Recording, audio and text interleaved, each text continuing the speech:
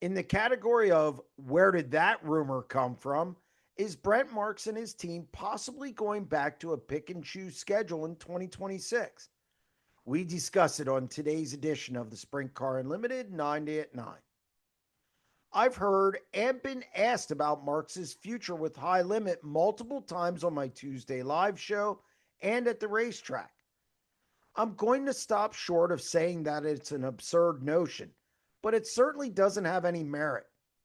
Marks and his team will definitely be back in the High Limit fold next year. And why wouldn't they be?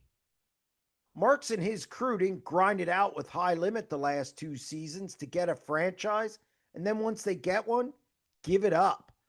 Especially when you consider the financial uptick this team's going to receive when the calendar flips over to next season. Marks is currently fifth in the owner standings, which puts him in that $70,000 to $80,000 range. But when the franchise system kicks in next season, it jumps to $280,000 if nothing drastically changes over the last 7 races. That's a huge financial windfall that Marks and company can't pass up. I think people sometimes forget that to make a pick and choose schedule work, you've got to win races. And you need to do it on the road against stiff competition with a lot of money on the line.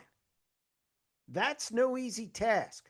Marks had a home run season in 2022, but now he gets stability and increases with High Limit, and he isn't about to give that up. We mentioned earlier this week that Parker Price Miller was injured in the crash with Anthony Macri last Friday night at Eldora Speedway.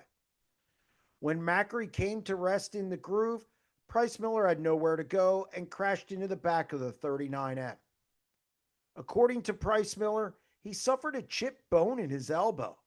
There's some bone bruising and bursitis, and he indicated to me that it's still swollen.